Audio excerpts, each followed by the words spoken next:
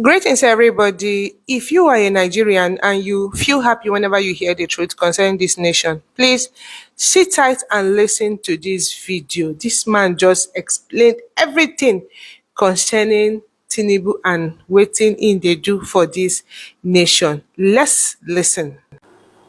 Well, the last time I spoke on the ministerial list, I told Nigerians that if you are a good Nigerian and wish Nigeria good, you are represented by the few good ones among the nominees.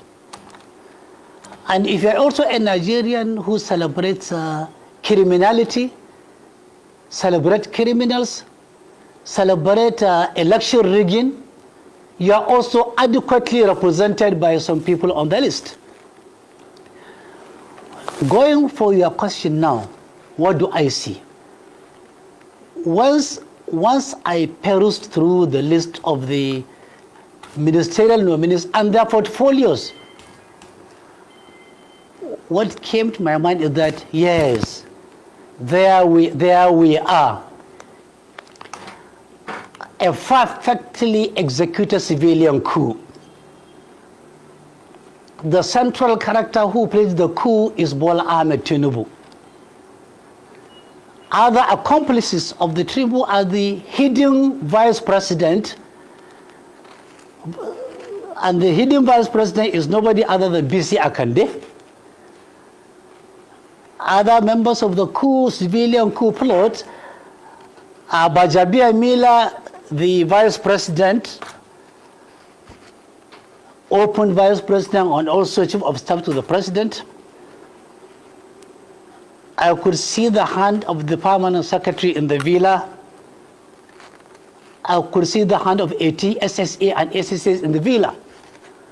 These are the people who executed this coup. Where was the plot? It was in London. You could remember that during the election campaign, Bola Tinubu, along with his kitchen cabinet, went to London and were eating in a restaurant. And he gave them the formula for winning election. He said, snatch power, grab power, and run away with power. And he grabbed it, he snatched it, and he ran away with it. One of the conditions is that once you snatch power, you grab power, and you run away with it, you must strangulate other parties. You must weaken them, and you must make them feel asphyxiated. You must push down their throats your agenda to a point of no return. And now I'm finally pretend that all is well. This is the setting of the ministerial nominees and their portfolio. Perfectly, neatly couched. Dr. Madishu, thank you so much for giving us, your opinion of the president's ministerial list and the portfolio assigned to them. But we really do not have any proof of a civilian coup and of a hidden vice president, as you alluded to earlier. So we would like to stick, with what we have proof of, which is the list of the ministers and their portfolios, and ask you specific questions, about this. Now, as has been the practice, since the return to democratic rule, it seems the president has kept the petroleum portfolio to himself. How well has this served us in the past? What do you expect the president, or what can the president do differently from his predecessors?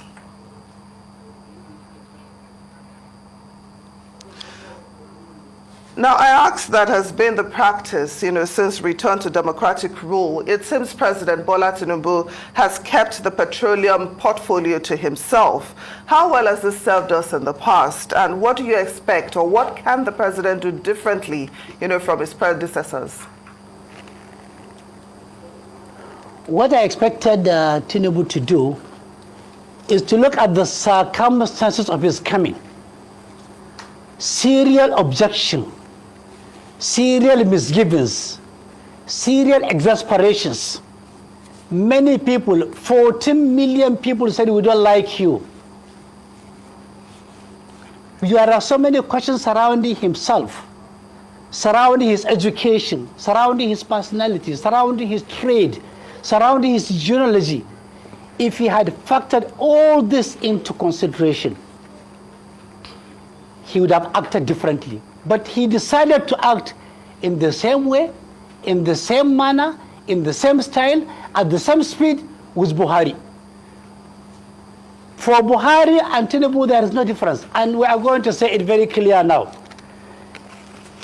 For example, look at what goes to the southwest. Number one, CBN. Because MFLA is under charge now, they will never appoint a CBN governor, and this guy who is acting as the CBN governor is from the southwest. All commercial banks, all financial institutions, 90% of microfinance banks, Shippers Council, NNITT, National Inland Waterways, communications, under communication has taken away NCC, NIDA, Galaxy Backbone, NESCOPSAT, NIPOST, Ministry of Finance and Coordinating Minister of the Economy, Accountant General, Auditor General, NDIC, all MDAs, marine and blue economy, power, solid mineral, transport, petroleum, justice. In addition to being the senior minister of petroleum, in addition to being the president, in addition to calling the last shot, everything is on his table. Now, he took also health, environmental ecology, total of 8 senior ministers, 2 junior ministers. If you have a mental picture of what happened and what he gave to the Southwest, it's like you're having an Odudu Republic in the making, paving way for the Republic of Biafra, and forcing the North to think, okay, let us be annexed by Niger Republic or Cameroon. It's a matter of Buhari's insensitivity repeated. You go to the southeast. What you have in southeast is similar to what you have in Matthew chapter 15, 26, 28, which says, it is not right to take the children's bread and give it to the dogs. The woman said to Christ, yes, Lord, but even the dogs eat the crumbs that fall from the master's table. Jesus said, Master, woman, you have faith. This is how southwest we are given, southeast we are given the crumbs. Ministry for Work, senior. Women Affairs, senior. Labor, junior. Senior Trade. Senior Innovation, Science and Technology. Put together, these ministries are not up to Nigerian Port Authority. In other words, they are telling the Southeast, think twice about Obi next time around, that is your crime. But the story is different from South-South. If you go to South-South, senior aviation, senior youth, senior capital territory, senior humanitarian affairs, senior sports, junior petroleum again. What are they saying?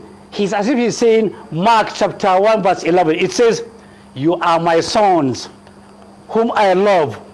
With you I am well pleased. As if he's addressing Wike and addressing Asare Dokubo. Go to the southwest, northwest. It's like a love letter. The appointment of northwesterners in the cabinet seems like a love letter. A love letter written by Tess, that actress in Tess, Thomas Hardy's Tess of the Devils. After she told her first to Angel Clare, after she confessed her sin, after she sacrificed herself, Angel Clare denied her, disowned her, abandoned her.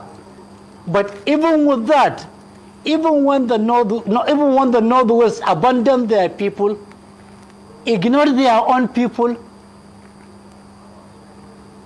this is the love letter he wrote to them. As you show me love, dear Northwest,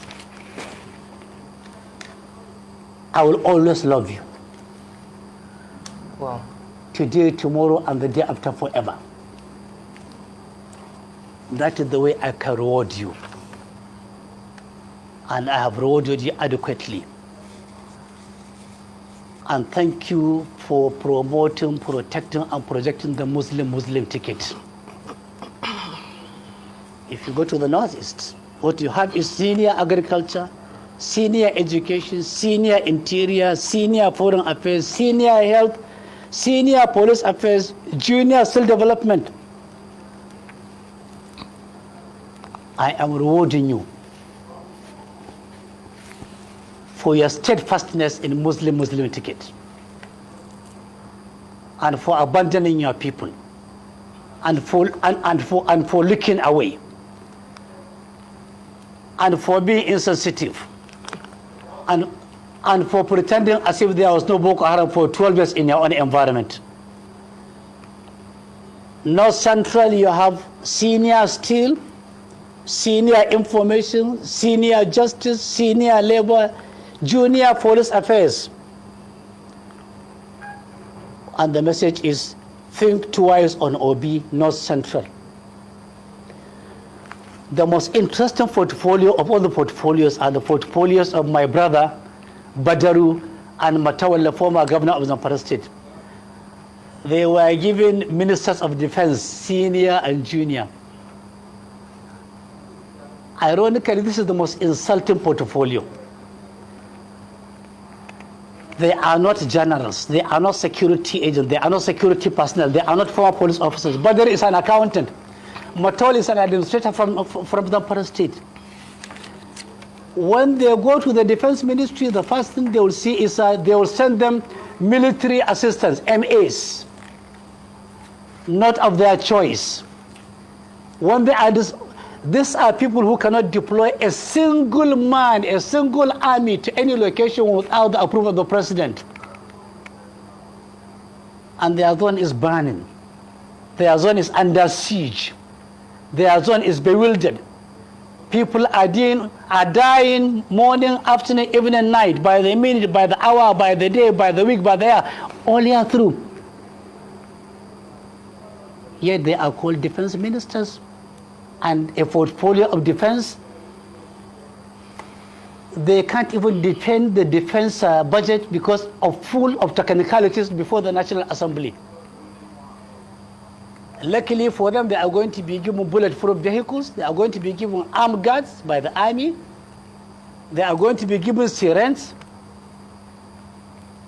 And they may be given the crumbs by the generals of the Navy, of the Air Force, of the Army.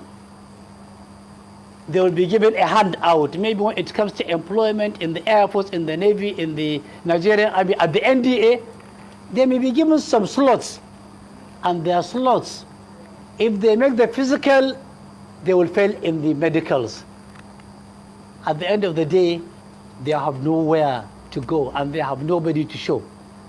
Luckily for us, luckily for Nigeria, this perhaps, prayerfully, maybe the most short-lived cabinet. We pray for that. And after that being short-lived, we hope Nigerians from the northeast, from the north central, from the southeast, from the northwest, will think twice, will act twice, will think wisely, behave wisely, and deliver wisely. But the final message of this list and the portfolio is not only a military man that succeeds in plotting a coup successfully.